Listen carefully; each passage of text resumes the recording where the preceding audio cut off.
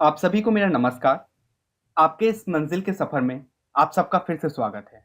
मैं हूँ ऋषभ प्रसाद। आज आप सभी के सामने NCERT class 11 Indian physical environment का चैप्टर 5 नेचुरल वेजिटेशन पढ़ाने जा रहा हूँ। तो आज बहुत कुछ सीखने के लिए है, बहुत कुछ जानने के लिए है। आप हमारे साथ बने रहें और देखते रहें आपकी मंजिल। तो सबसे पहले हमें ये जानना ज़रूरी है कि नेचुरल वेजिटेशन का मतलब क्या होता है। डायरेक्टली आपसे सीबीएसई बोर्ड एग्जाम में आपसे डायरेक्टली ये क्वेश्चन पूछ लेगा कि व्हाट इज नेचुरल वेजिटेशन, तो आपको ये डेफिनेशन लिखना पड़ेगा। कॉपी में लिख लीजिए, अच्छे से याद कर लीजिए। तो natural vegetation refer to a plant community that has been left undisturbed over a long time, यानी कि कोई प्लांट कम्युनिटी वो उसको किसी इलाके पे छोड़ दिया जाए undisturbed over a long time, एक लंबे समय के लिए उस प्लांट को वहां पे छोड़ दिया जाए अनडिस्टर्ब, मतलब उसको कोई डिस्टर्ब ना किया जाए, ना ही उसमें ग्रेजिंग के लिए छोड़ा जाए, ना ही उसे काटा जाए। ठीक है, उसका क्या होगा देखो, so as to allow its individual species to adjust themselves to climate and the soil condition as fully as possible, यानी कि वो जो पेड़ पौधा जिसे वहां पे बहुत टाइम के लिए छोड़ दिया गया है वो अपने आप को उस जगह के क्लाइमेट के मुताबिक और सॉइल के मुताबिक अपने आप को ढाल ढाल लेगा। अगर वो माउंटेन इलाका है तो वो अपने आप को ढाल लेगा वैसा, अगर वो प्लेन इलाका है जहाँ पे बरसात ज़्यादा हो रहा है तो भी वो अपने आप को वहाँ पे सर्वाइव करने के लिए उस मुताबिक डाल देगा। ठीक है, तो यही बात है कि किसी प्लांट कम्युनिटी को किसी लंबे समय के लिए किसी जगहों पे छोड़ दिया जाए, वो तो क्या करेगा, वो अपने आप को उस वहाँ के क्लाइमेट और सॉइल के मुताबिक अपने आप को ढाल लेगा, और वही क्या कहलाएगा, वही कहलाएगा नेचुरल वेजिटेशन उस इलाके का। समझ में आया? कोई प्रॉब्लम नहीं? तो आगे देखते हैं। India is a land of great varieties of natural vegetation. अगर आप इंडिया को देखते हैं तो इंडिया में अलग अलग टाइप का आपको वेराइटी देखने मिल जाएंगे नेचुरल वेजिटेशन के। फॉर एग्जाम्पल के लिए मैं बता देता हूँ, आपको हिमालय में जाइए तो आपको अलग टाइप का टेम्परेट वेजिटेशन मिल जाएगा। आप अगर प्लेन इलाका में आते हैं तो आपको ट्रॉपिकल मिल जाएगा। आप अगर राजस्थान में जाते हैं तो आपको वहाँ पे डेजर्ट है और उस वजह से आपको वहाँ पे थॉर्नी बुश वेजिटेशन मिल जाएगा। ठीक है, तो आपको अलग अलग जगह, अगर आप सुंदरबन इलाका में चले जाते हैं या डेल्टिक इलाका में चले जाते हैं तो आपको मैग्रोव देखने को मिल जाएगा। तो ये सब कुछ एग्जाम्पल है, जैसे कि आपको इंडिया में अलग अलग टाइप के नेचुरल वेजिटेशन मिलेंगे। ये प्लांट ने क्या किया है, अपने आप को उस जगह के क्लाइमेट और सॉइल की कंडीशन के मुताबिक अपने आप को ढाला है। ठीक है, आगे देखते हैं। On the basis of certain common feature such as predominant vegetation type and climate regions, Indian forest can be divided into the following group। तो ये 5 जो मेजर कैटेगरीज है इसमें इंडिया के फॉरेस्ट को बांटा गया है। इसे ध्यान से रख लीजिएगा, अच्छे तरीके से याद कर लीजिएगा। ठीक है, तो सबसे पहला जो आपका है ये tropical evergreen and semi evergreen forest, उसका बाद है ट्रॉपिकल डेसिडियस फॉरेस्ट, उसका बाद है ट्रॉपिकल थॉर्न फॉरेस्ट, उसका बाद है माउंटेन फॉरेस्ट, उसका बाद है लिथोरल एंड स्वाम्प फॉरेस्ट। तो इन सारों के बारे में, इन पांचों के बारे में हम अच्छे से डिस्कस एक एक करके करेंगे। आगे हमारे साथ जुड़े रहिए और देखते रहें। ठीक है, तो एक एक टॉपिक को पकड़ते हैं। सबसे पहले ट्रॉपिकल एवरग्रीन को हम लेते हैं। Tropical evergreen forest found in the western slope of the western Ghat. कहाँ मिलते हैं ये? Western slope and the western Ghat. ठीक है, तो ये मैप में देख लेते हैं कि वेस्टर्न स्लोप कौन सा है और वेस्टर्न घाट कहाँ पे है। यहाँ देख सकते हैं ट्रॉपिकल एवरग्रीन। तो यहाँ क्या गया था, वेस्टर्न स्लोप आपको वेस्टर्न स्लोप में देखने को मिल रहे हैं, और वेस्टर्न घाट इलाका यहाँ पे आपको देखने को ये मिल रहा है। साथ ही साथ आपको कहाँ मिल रहा है, hill of the north eastern region of the region, north eastern region आपको ये नॉर्थ ईस्टर्न रीजन में देखने को मिल जा रहे हैं, यहाँ पे देख रहे हैं। ठीक है, उसके बाद जाके अंडमान एंड निकोबार आइसलैंड, अंडमान निकोबार के आइसलैंड में भी आपको यही देखने को मिल जाएंगे। ठीक है, tropical evergreen forest. Warm and humid area, तो ये जिस इलाके में होता है उस जगह को क्या होना पड़ेगा, वार्म होना पड़ेगा, और वहाँ की ह्यूमिडिटी भी बहुत ज़्यादा होनी पड़ेगी, जैसे कि आप ये सारे रीजन में देख सकते हैं। And annual precipitation of over 200 centimetre, और जो वहाँ पे बारिश है लगभग 200 सेंटीमीटर से ज़्यादा होनी चाहिए। ठीक है, annual temperature above 22 degree centigrade, और वहाँ का एनुअल टेम्परेचर कितना रहना चाहिए, 22 डिग्री रहना चाहिए। In this forest trees reaches great height up to the 60 metre और अबव। यहाँ के जो पेड़ पौधे होते हैं, ये रीजन को जो आपको पेड़ पौधे देखने को मिलेंगे, लगभग 60 मीटर से ज्यादा ऊंचा वाले पेड़ आपको यहाँ पे देखने को मिलेंगे। No definite time for trees to set their leaves, flowering and fruits. ठीक है, तो इसमें क्या है, कोई भी जो ये इलाके हैं इनमें आपको कोई डेफिनेट टाइम नहीं होगा जब इसमें सारे पेड़ अपने पत्ते गिराते होंगे, या फ्लावरिंग का कोई टाइम होगा कि इस टाइम में सारे फ्लावर होते हैं या फ्रूट होते हैं। ठीक है, ये थ्रू आउट आपको पत्ते गिरते रहेंगे, इसमें फूल आते रहेंगे, फल होते रहेंगे, तो ये सारी चीज़ आपको थ्रू आउट ये आपको देखने को मिल जाएगा। कुछ एग्जाम्पल है, इनको अच्छे से याद कर लीजिएगा, क्योंकि आप जब ये ट्रॉपिकल एवरग्रीन को लिखेंगे तो आपको ये सारे एग्जाम्पल को लिखना पड़ेगा। रोजवुड हो गया, महुगनी हो गया, आइनी हो गया, बोनी हो गया। ठीक है, ये कुछ नाम है, 4 नाम, इनको अच्छे से याद कर लीजिए आप। आगे देखते हैं। सेमी एवरग्रीन फॉरेस्ट क्या होता है, ठीक है।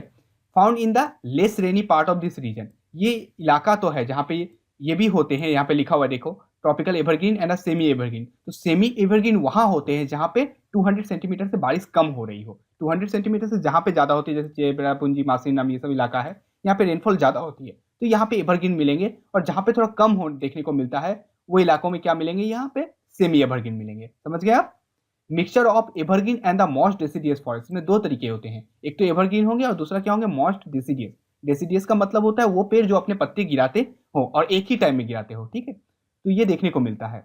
The undergrowing climber provided an evergreen character to this forest. और इसमें एक क्या खासियत है कि जो क्लाइंबर्स है, जो किसी पेड़ के ऊपर चढ़ते हैं, लते वाले पेड़, वो क्या करते हैं, इन फॉरेस्ट को अच्छे से ऊपर से कवर कर लेते हैं। तो अगर आप ऊपर से देखिएगा तो आपको ये एवरग्रीन देखने में लगेगा, ठीक है।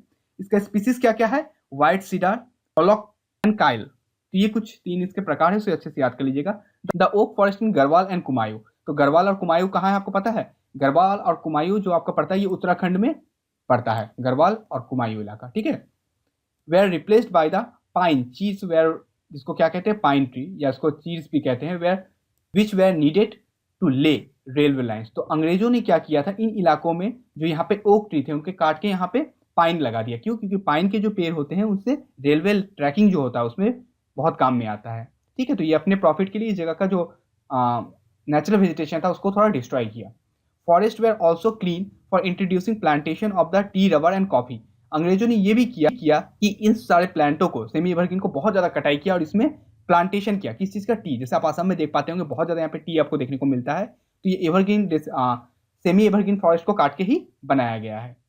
अब हमारे नेक्स्ट टॉपिक को देखते हैं, ट्रॉपिकल डिसिडियस फॉरेस्ट की तरफ हम जाते हैं।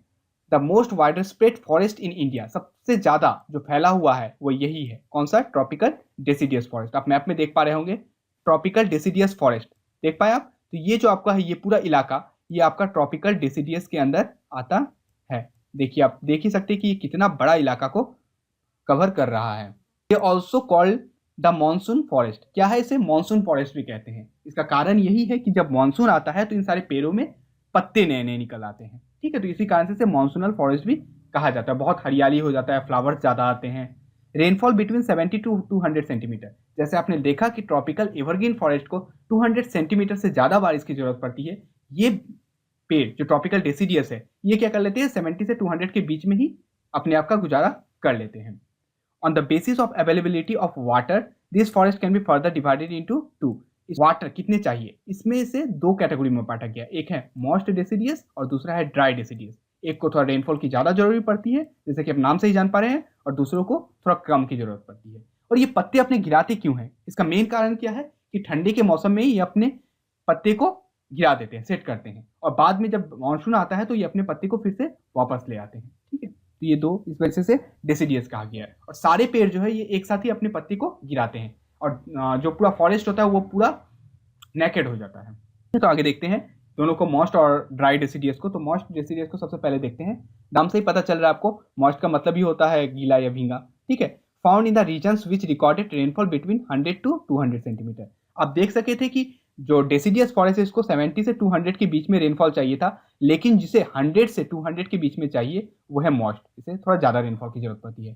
Found in the north eastern state along the foothill of Himalaya, eastern slope of the western Ghat and Odisha. आपको ये देखने को कहाँ मिलती है, ओडिशा के कुछ पार्ट में मिलता है, नॉर्थ ईस्टर्न कुछ पार्ट में देखने को मिलता है, और हिमालय रीजन का जो कुछ पार्ट है वो सब में आपको देखने को मिलता है, ठीक है। The main species of this forest are, तो कुछ मेन है, ये सब के नाम अच्छे से देख लीजिए, टीक, साल, शीशम, हुरा, महुआ, आमला, सीमूल, कुसुम एंड सैनवुड, ये कुछ एग्जाम्पल है।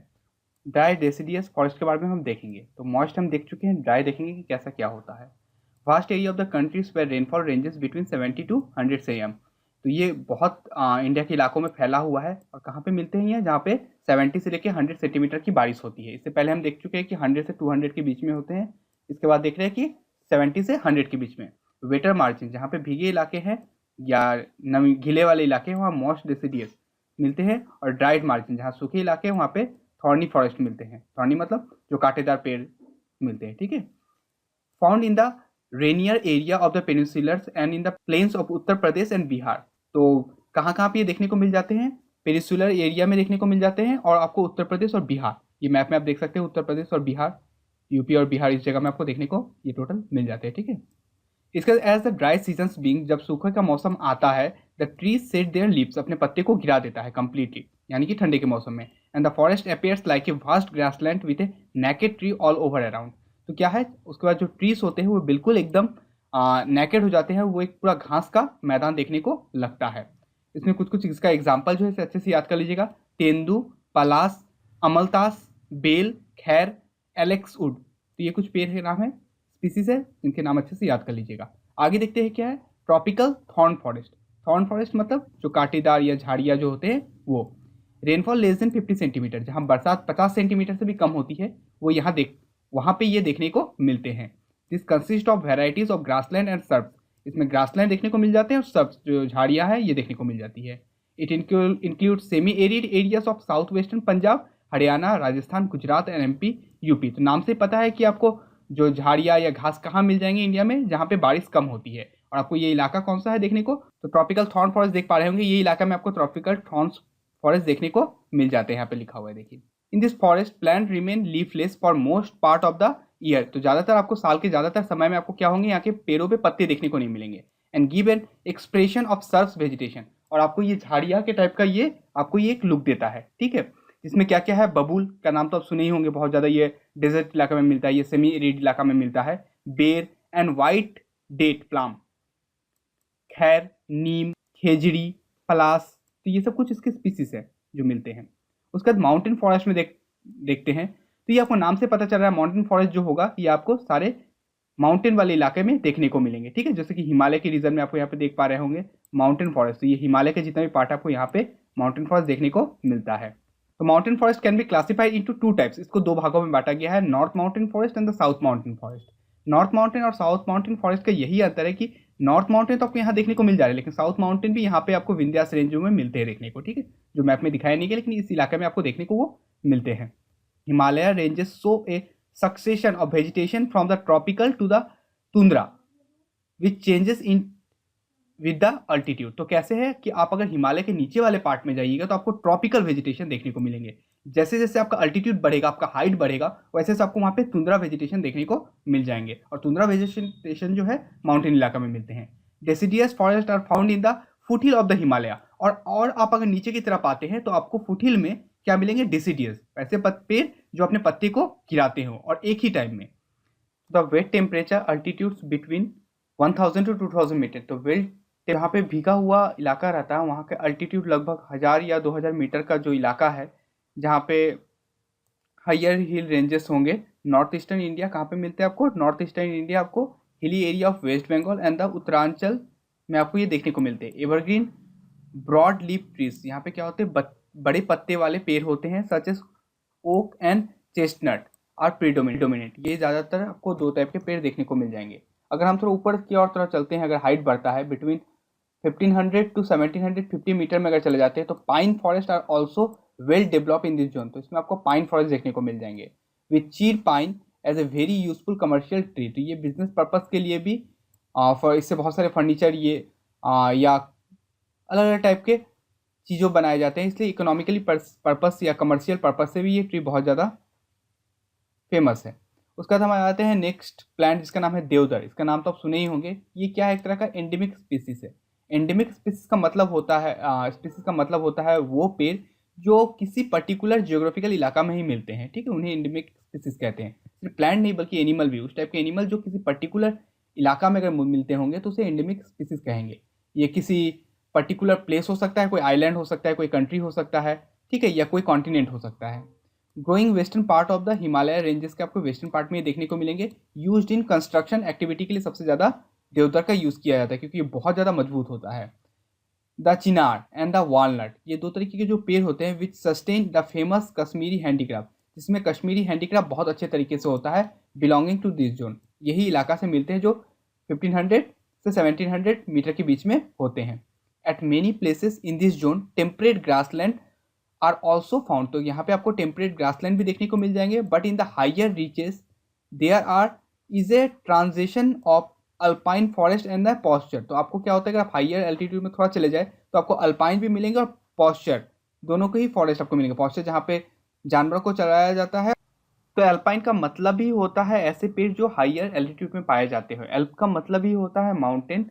तो ये क्या होते हैं, ये बड़े बड़े फॉरेस्ट नहीं बल्कि छोटे छोटे पेड़ होते हैं जो लोअर टेम्परेचर हार्श क्लाइमेट में भी पनप सकते हैं। ठीक है। Silver farms, junipers, pines, birch and rhododendrons ये भी मिलते हैं। ऑकर्स बिटवीन 3000 टू 400 मीटर में ये मिलते हैं। This pasture are use to transhumance by the tribals like the. तो इतने ऊपर जो हाइयर माउंटेन में आपको जो पॉस्चर्स मिल जा रहे हैं, उस वहाँ कौन चीज़ का यूज़ करते हैं, तो ट्रांस ह्यूमन अपने जानवरों के साथ जाते हैं और जानवरों को खाने के लिए सबसे बेस्ट होता है। ठीक है। तो गुज्जर्स, बकरवाल्स एंड भोटियास एंड द गादिस ये सब कुछ जो होते हैं जो वहाँ पे आपको देखने को मिल जाएंगे, जो ट्रांसह्यूमर प्रैक्टिस करते हैं और वहाँ पे इन पॉस्चर को खिलाते हैं अपने जानवरों को। अब नेक्स्ट जो आते हैं तो साउदर्न माउंटेन फॉरेस्ट में आ जाते हैं। हमने नॉर्दर्न पढ़ लिया। अब जो साउदर्न होता है, this found in the 3 distinct area of the peninsular India by the western Ghat में आपको देखने को मिल जाएंगे। The Vindhyas and the Nilgiris आपको ये देखने को मिल जाएगा। ठीक, यहाँ देख लेते हैं आप मैप में इससे अच्छे से। विंध्यास जो आपको यहाँ से गुजरा है यहाँ मिल जाएगा, आपको वेस्टर्न स्लोप में मिल जाएगा, नीलगिरी में भी देखते हुए आपको मिल जाएगा। ठीक है। As they are closer to the tropic, ये ट्रॉपिक ऑफ कैंसर से मैंने करीब ही है इसलिए ट्रॉपिक इलाके में आता है। And only 115 metres above the sea level, ये ज़्यादा ऊंचा भी नहीं होते, 1500 सी लेवल से ऊंचा में होते हैं। Vegetation is temperate in the higher region and subtropical on the lower regions of the western Ghats specially in Kerala and Tamil Nadu and Karnataka. तो क्या होता है, जो हाइयर अल्टीट्यूड में लगभग 1500 मीटर में जो आ जाते हैं वहाँ पे आपको वेजिटेशन टेम्परेट देखने को मिलते हैं। और अगर आप लोअर इलाका में आते हैं तो वहाँ आपको सब ट्रॉपिक देखने को मिल जाता है। ठीक है। जैसे कि केरला, तमिलनाडु एंड कर्नाटका में। The temperate forest are called sholas in the Nilgiris, Annamalai and Palani hills. तो ये पलानी हिल्स, नीलगिरी और अन्नामलाई में आपको जो टेम्परेट फॉरेस्ट है उसको सोलास बोलते हैं। ये बहुत इंपॉर्टेंट है, याद कर लीजिएगा। Other tree of this forest are, और क्या क्या जो अलग अलग स्पीसीज या अलग अलग ट्रीज में क्या है, मग्नोलिया, लॉरेल, चिंचोना एंड बेटेल। तो ये कुछ सारे पेड़ हैं जिनके नाम अच्छे से याद कर लीजिएगा। अब हम आ जाते हैं लिथोरल एंड सॉम्पी फॉरेस्ट। पिक्चर आप देख के ही समझ रहे होंगे कि लिथोरल और सॉम्पी फॉरेस्ट कैसे होते हैं। India has a rich variation of wetland. तो जो लिथोरल और सॉम्पी फॉरेस्ट होता है मेनली ये दलदली या कादो इलाके में होते हैं जहाँ पे हमेशा पानी रहता है। ठीक है। और सॉल्टी वाटर वहाँ पे ज़्यादा आपको देखने को मिलेंगे। तो India has a rich varieties of wetland habitat. तो इंडिया में सबसे बहुत ज़्यादा ये देखने को मिलता है। इसका मेन कारण यही है कि आप देख सकते हैं कि इंडिया का जो तीन साइड है वो समुद्र से घिरा हुआ है। इस कारण से जो हमारा कोस्टल इलाका है वो बहुत बड़ा है। About 70% of this comprises areas under paddy cultivation. और इसमें जो लगभग 70% इलाका है जहाँ पे आपको वेटलैंड देखने को मिलेंगे, यहाँ पे बहुत ज़्यादा पैडी कल्टीवेशन होता है। जैसे कि आप गंगा यमुना डेल्टा वाले इलाकों में भी देख लीजिए, इसमें बहुत ज़्यादा पैडी कल्टीवेशन होता है। The total area of wetland is 3.9 million Hector. तो इंडिया में कितना इलाका है, 3.9 मिलियन हेक्टर है। तो ये सिर्फ कोस्टल इलाकों को भी नहीं बल्कि इंटरनल पार्ट में भी इसमें ये अटैच है। तो 2 साइट है, एक है चिल्का लेक उड़ीसा में and Keoladeo national park Bharatpur. तो चिल्का लेक आपको पता ही उड़ीसा में है और केवलादेव नेशनल पार्क जो है भरतपुर। भरतपुर कहाँ है, राजस्थान में है।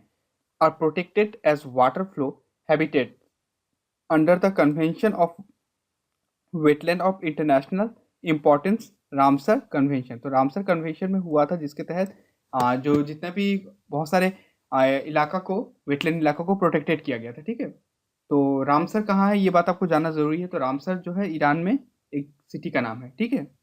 इस बात को अच्छे से याद रखिएगा, बहुत ही इंपॉर्टेंट एग्जाम पर्सपेक्टिव से ये है। तो ईरान के उसी जगह में रामसर में ही ये कन्वेंशन हुआ था, इस वजह से उसका नाम उस जगह के नाम पे ही पड़ गया। ठीक है। उसके बाद जो the country wetland have been grouped into 8 category. तो इंडिया के जितने भी वेटलैंड है इसको 8 कैटेगरी में बांटा गया है। इन सारे कैटेगरीज को आपको याद रखना बहुत ज़रूरी है। तो एक एक करके सबको देख लेते हैं। जो 1 नंबर पहला आपका है, the reservoir of the Deccan plateau in the southern together with the lagoon and the other wetland of the southern west coast. तो आप जितना भी डेक्कन प्लेट्यू का साउदर्न पार्ट है, आपको ये सारे पार्ट के साउदर्न या साउथ वाले पार्ट के जो इलाके हैं वेस्टर्न कोस्ट के, या लगून सब है। आपको लगून मतलब होता है कि लगून का मतलब होता है, यहाँ पे देख लीजिए कि जैसे कि ये इलाका को देख लीजिए, इसका 3 साइड लैंड से कवर है और एक साइड जो है पानी के साथ अटैच होगा, ये वाला। ठीक है। तो ये एक लगून हो गया। यहाँ पर आपका चिल्काई है, ये भी एक तरीके का लगून है। ज़्यादातर नेक्स्ट आता है the vast saline expansion of the Rajasthan, Gujarat and the gulf of Kutch. तो Rajasthan, Gujarat and gulf of Kutch में आपको ये देखने को मिल जाएगा।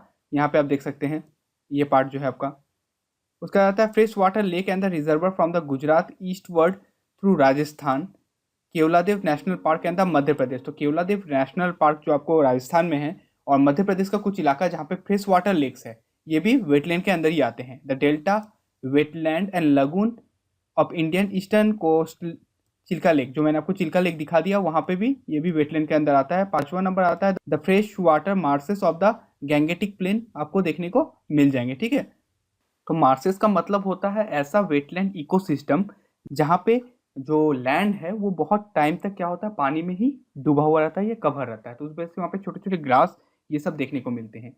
इसे आप ऐसे भी कह सकते हैं कि टेरेस्ट्रियल इकोसिस्टम और एक्वाटिक टेरेस्ट्रियल सिस्टम का ये एक ट्रांजिशन जोन है, जिसे हम क्या कहते हैं, मार्सेस कहते हैं।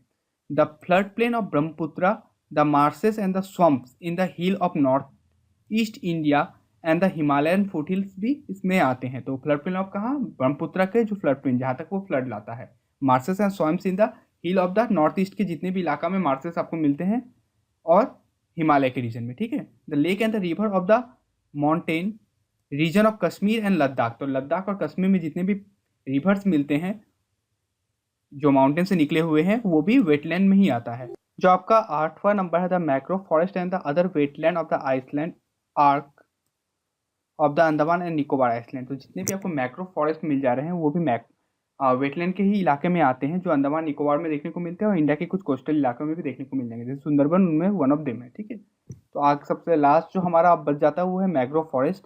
तो मैग्रोव फॉरेस्ट का नाम तो आप बहुत अच्छे से सुने होंगे और जानते भी होंगे। जो इंडिया का या एशिया का सबसे बड़ा मैग्रोव फॉरेस्ट जो आपको मिलता है वो है सुंदरबन। ठीक है, स्प्रेड ओवर 6740 स्क्वायर किलोमीटर में ये फैला हुआ है। 7% of the world mangrove forest, और लगभग इंडिया में जो इतना फैला हुआ है, जिसका जो कितना परसेंट आता है वर्ल्ड का, लगभग 7% इंडिया में आपको देखने को मिल जाते हैं। They are highly develop in the Andaman and Nicobar island में आपको बहुत ज़्यादा देखने को मिलते हैं, और सुंदरबन और वेस्ट बंगाल में ही आपको बहुत ज़्यादा मात्रा में देखने मिलेंगे। ठीक है, जो पिक्चर में आप देख के समझ ही रहे होंगे कि मैग्रो फॉरेस्ट कैसा होते हैं। Other areas of significance are the Mahanadi में मिल जाता है आपको ये देखने में, the Godavari and the Krishna delta में भी आपको मैग्रो फॉरेस्ट देखने को मिलते हैं। लेकिन जिस तरीके से हम पल्यूटेट कर रहे हैं और मैग्रो फॉरेस्ट को हम मार रहे हैं, ये हमारे लिए गुड सिंबल नहीं है, क्योंकि मैग्रो फॉरेस्ट जो होता है वो सॉइल को बहुत अच्छे से पकड़ के रखता है और वहाँ से इरोजन होने में वो बिल्कुल हेल्प नहीं करता है। तो इस पेड़ को हमें बचाए रखना चाहिए, जिससे हमारा बायोडाइवर्सिटी भी बहुत अच्छा रहेगा। फॉरेस्ट कवर इन इंडिया जो ये टॉपिक है, ये और बाकी जो बच चुके हैं, फॉरेस्ट कंजर्वेशन या forest and the life use of forest, और बाकी जो भी चीज़ बचे हैं उनको हम आगे के वीडियो में डिस्कस करेंगे। इसका पार्ट 2 मैं जल्दी ही ला दूंगा, क्योंकि अगर मैं इस वीडियो में सब चीज़ अगर बताने जाऊँ तो ये वीडियो बहुत लेंदी और बहुत बड़ा हो जाएगा। तो अगर आपको वीडियो अच्छा लगा हो तो लाइक ज़रूर करें, सब्सक्राइब करें और बेल आइकन को दबाना ना भूलें, जैसे कि हम आपके साथ जुड़े रह सकें। तब तक के लिए मेहनत करते रहिए, सफलता आपको ज़रूर मिलेगी, और हमारा टारगेट जो 2021 बोर्ड है, इसमें हम अच्छे रिजल्ट ज़रूर अचीव करेंगे। तब तक के लिए धन्यवाद, जय हिंद।